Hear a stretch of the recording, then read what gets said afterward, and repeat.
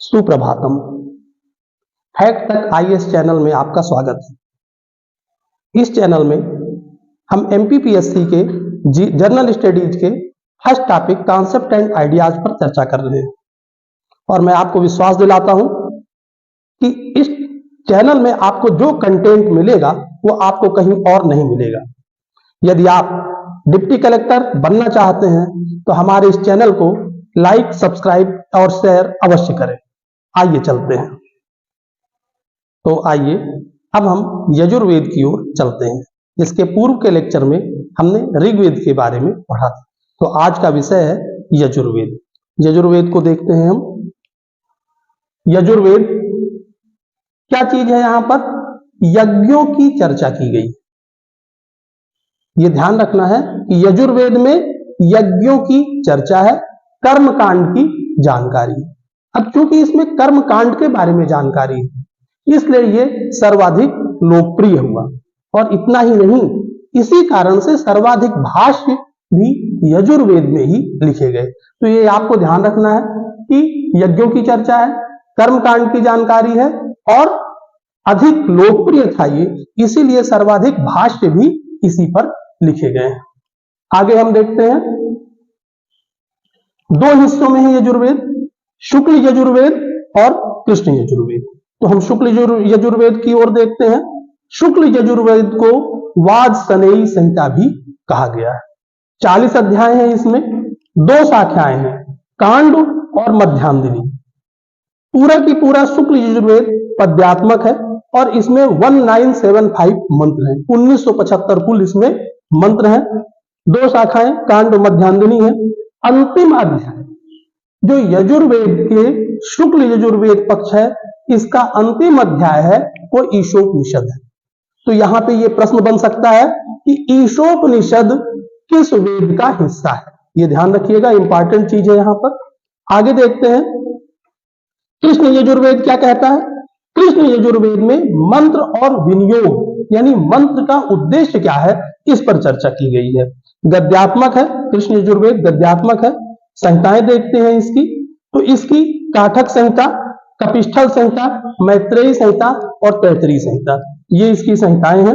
यजुर्वेद का कार्य क्षेत्र क्या था? तो कुरु और पांचाल क्षेत्र इसका कार्य क्षेत्र ऐसा लिखा हुआ है। विदेह राज्य का सर्वप्रथम उल्लेख यजुर्वेद में ही मिलता है। ये ध्यान रखना है कि विदेह का पहला उल्लेख कहां मिल रहा है आपको? ये यजुर्वेद में मिल रहा है। नक्षत्रों का विवरण मिल जाता है यहां पर। इसके अलावा यज्ञ का भी विवरण मिलता है। यज्ञ और पंचमहायज्ञ के बारे में हमें पढ़ना है, बहुत बड़ी चीज नहीं है, थोड़ी सी चीजें हैं, लेकिन अलग से भी हम उसको पढ़ेंगे। यहां पे भी जहां यज्ञ है उनको देखते चलेंगे। तो जिन यज्ञों का विवरण है इसमें यजुर्वेद में, उनको देखते हैं। तो अध्याय और उससे संबंधित यज्ञ 4 से 10वें अध्याय में, यजुर्वेद के 4 से 10वें अध्याय में सोम यज्ञ, वाजपेय यज्ञ और राजसूय यज्ञ का विवरण दिया गया है।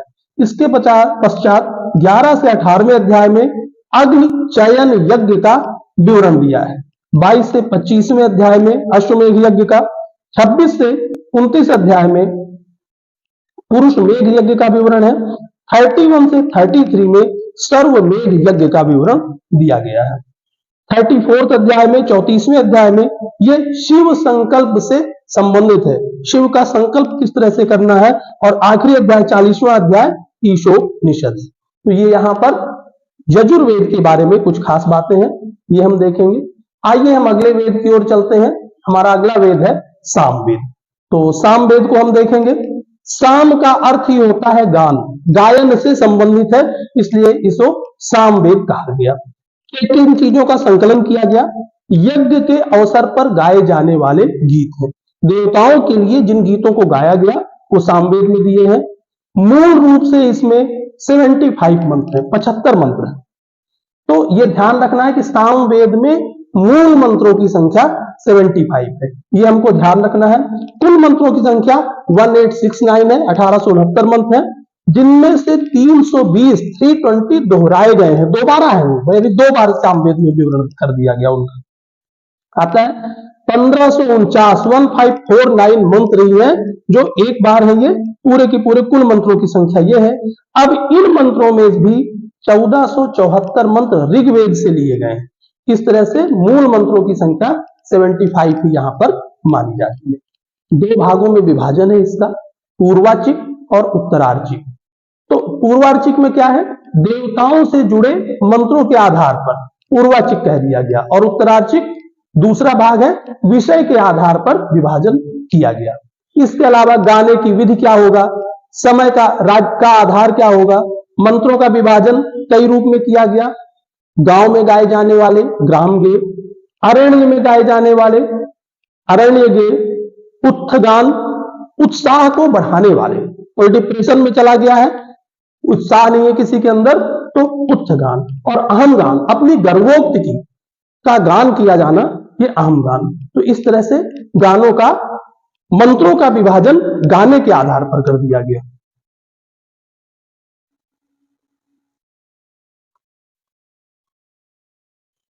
तीन शाखाएं हैं इसकी सामवेद की, कौथुम, राणायनी और जैमिनी। इसी में अनार्यों को आर्य बनाने वाले व्रात सोम यज्ञ का विवरण मिलता है। तो बहुत ध्यान रखने की बात है कि व्रात सोम यज्ञ का विवरण कहां मिल जाता है, यह मिल जाता है हमको सामवेद में। संगीत की उत्पत्ति मानी गई कि संगीत की उत्पत्ति कहां से हो रही है, सामवेद से। क्या कहा गया यहां पर कि सारे पशु पक्षियों द्वारा उच्चारित वर्ण क्या है, सा है। रे कहां से आया, ऋषभ, पशुओं द्वारा उच्चारित। गंधर्व और अप्सराओं द्वारा उच्चारित वर्ण को गा कहा गया, मानव द्वारा उच्चारित वर्ण को मा कहा गया, प्रभु के द्वारा उच्चारित वर्ण को पा कहा गया। ध्यो वनस्पति और जल जीवों से जो लिया गया शब्द है वो धा है, और निषाद, राक्षस और निम्न लोगों द्वारा उच्चारित वर्ण को नी कहा गया। यहां पर सायण ने सामवेद की कौथुम शाखा पर भाष्य लिखा है। एक लाइन का फैक्ट याद रखना है, सायण ने सामवेद की कौथुम शाखा पर भाष्य लिखा है। इसके पहले हम लोगों ने ऋग्वेद में भी देखा था, अधिकतम जगहों पर भाष्य लिखने का काम सायण ने ही किया है। तो ये अपने को छोटा सा ध्यान रखना है कि यदि ऋग्वेद, सामवेद, यजुर्वेद में कहीं पूछा जा रहा है कि भाष्य इसमें किसने लिखा, तो सायण का नाम आप वहां पर ले सकते हैं। बृहदारण्यक उपनिषद में साम की परिभाषा दी गई है। तो साम को परिभाषित करने का काम कहां किया गया, बृहदारण्यक उपनिषद में। तो ये सामवेद के बारे में कुछ जानकारी हुई। अब अगले वेद की ओर हम चलते हैं, अथर्ववेद, या इसे ब्रह्मवेद भी कहा गया। अथर्ववेद है, ये उत्तर वैदिक कालीन है। ये आपको ध्यान रखना है कि ये बाद का है, और इसीलिए वेद त्रयी से बाहर भी है। वेद त्रयी में कौन कौन से आते हैं, ऋग्वेद, यजुर्वेद और सामवेद। अथर्ववेद वेद त्रयी से बाहर है। रचनाकार कौन है इसके, तो अथर्ववेद की रचना अथर्वा और आंगिरस नाम के ऋषियों ने की। दो ऋषि हैं, दोनों मिलकर लिख रहे हैं। जहां अथर्वा ने इसके मंगलकारी मंत्रों की रचना की है, वहीं आंगिरस ने अमंगलकारी मंत्रों की रचना की। अब मंगलकारी मंत्र यानी धन धान्य को कैसे बढ़ाया जाए, इस तरह की जानकारी है। और अमंगलकारी मंत्र यानी जादू कैसे किया जा सकता है, टोना कैसे किया जा सकता है, मारण, मोहन, उच्चाटन, वशीकरण, इनसे संबंधित मंत्रों की रचना आंगिरस ने की है। सूक्तों की संख्या देखें हम यहां पर,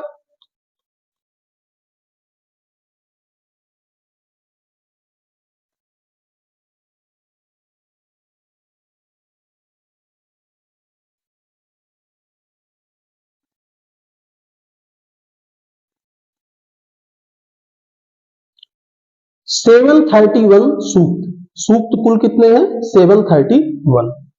20 मंडल में विभाजित है अथर्ववेद, 20 मंडलों में विभाजित है। इन्हें कांड भी कहा गया है। 15वां 16वां कांड गद्यात्मक है और अन्य कांड पद्यात्मक है। 6वां कांड या मंडल सबसे बड़ा है, यह ध्यान रखना है। दो शाखाएं मिल जाती हैं, शौनक और पैपलाद, दो शाखाएं हैं। शौनक पर सायण ने भाष्य लिखा। देखिए फिर सायण ही भाष्य लिख रहे हैं, तो शौनक पर सायण ने भाष्य लिखा है, और ये वेद त्रयी के बाहर है। तंत्र मंत्र का संकलन है इसमें, जादू, टोना, भूत, पिशाच, मारण, मोहन, उच्चाटन, वशीकरण, सम्मोहन, इनके बारे में विवरण हमें कहां मिलता है? अथर्ववेद में मिलता है। तो कुरु राज्य का विवरण हमें यह प्राप्त होता है अथर्ववेद से ही। और यहां पर परीक्षित को कुरुओं का राजा कहा गया है। तो इस तरह से परीक्षित का भी उल्लेख मिल जाता है यहां पर। अंग और मगध राज्य का उल्लेख मिलता है यहां पर।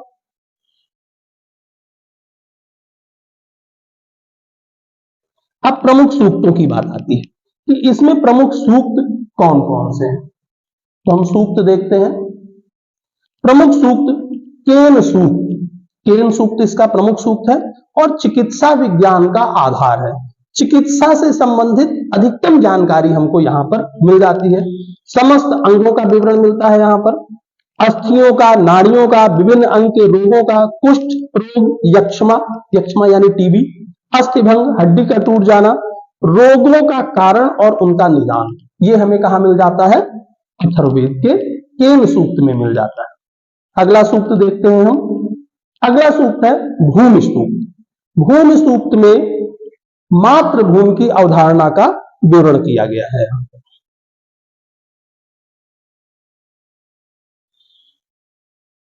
ठीक है, तो भूमि सूक्त मातृभूमि की अवधारणा मिल जाती है यहां पर। सर्वप्रथम मिल रही है मातृभूमि की अवधारणा। क्या कहा गया? माता भूमि पुत्रों सह प्रतस्थी। भूमि मेरी माता है और हम सब उसके पुत्र हैं। जी जी। तीसरा सूक्त है वाक सूक्त तथा स्कंभ सूक्त। दर्शन से संबंधित है और ऋग्वेद में हमने नासदी सूक्त पढ़ा था, तो नासदी सूक्त का विस्तार है ये। तो ये ध्यान रखने की बात है कि दर्शन की बात आ जाती है। अथर्ववेद में और क्या कहा गया है, छोटी छोटी बातें हैं वो हम देख लेते हैं। सभा तथा समिति को प्रजापति की पुत्रियां कहा गया। सभा और समिति के बारे में हमें विस्तार से थोड़ा पढ़ना है, आगे देखेंगे। सभा को नरिष्ठा कहा गया। सामूहिक वाद विवाद यहां पर हो रहा है। वैश्यवर्ण को बलिकृत कहा गया। बल यानी भाग, राजा को बलि दी जाती थी। बलि यानी हिस्सा दिया जाता था। बलि का मतलब केवल जीव हत्या से नहीं, बलि का अर्थ होता है भाग। तो बलिकृत, बलि देने वाला वैश्यवर्ण है, जो राजा का पोषण कर रहा है, प्रजा का पोषण कर रहा है। ऐसा उल्लेख मिलता है कि विधवा स्त्री कुछ समय के लिए अपने मृत पति के पास लेटती थी। लेकिन इससे ये मत अर्थ लगाइएगा कि सती प्रथा अस्तित्व में थी। सती प्रथा का विवरण बहुत बाद में जाकर मिलता है।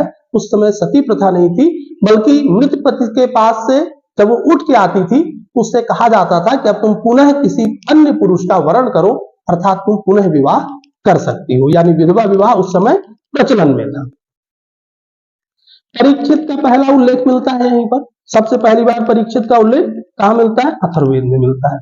ब्रह्मचर्य शब्द का पहला उल्लेख हमें अथर्ववेद में प्राप्त होता है। मगध राज्य का प्रथम विवरण मिलता है यहां पर। उपनयन संस्कार का विवरण मिलता है। संस्कार आपको पढ़ने, 16 संस्कार है, क्रम से याद करिएगा। मैं आपको इंट्रो में बता चुका हूं कि किस तरह से याद करना है इनको, तो ये देखिएगा। यहीं पर पूर्व के रूप में प्रजापति का विवरण है। यानी प्रजापति उस समय तक मुख्य देवता थे। वर्तमान में विष्णु भगवान मुख्य देवता है, उस समय प्रजापति मुख्य देवता थे और पूर्व के रूप में उनका उल्लेख मिल रहा है। बाद में वे वाराह भी बन जाते हैं। ऐसा उल्लेख मिलता है कि स्त्री दासियां अनाज पीसती थी। सिंचाई के साधनों का विवरण मिल जाता है। मौसम की भविष्यवाणी मिल जाती है। तो इस तरह की कुछ खास खास बातें हैं जो हमें अथर्ववेद से पता चलती हैं। तो ये हमारा चारों वेद हो गए। तो आपको इनके बारे में थोड़ा सा पढ़ के रखना है, बहुत ज्यादा नहीं है, थोड़ा सा ही है। देखिए, किसी भी कॉम्पिटिटिव एग्जामिनेशन में सिलेक्शन कैसे हो, यहां पे ये जानना जरूरी है कि हमें क्या नहीं पढ़ना है। पढ़ने के लिए तो सब कुछ है, बहुत कुछ है पढ़ने के लिए, कितना पढ़ेंगे आप। लेकिन यदि आप ये जान गए कि हमें क्या छोड़ना है, क्या पढ़ना है, से ज्यादा जरूरी क्या नहीं पढ़ना है, तब आप कम समय में अपना कोर्स पूरा कर पाएंगे। मेरे साथ बने रहिए, हम इस पूरे कोर्स को शीघ्र ही कवर कर लेंगे। धन्यवाद, नमस्कार।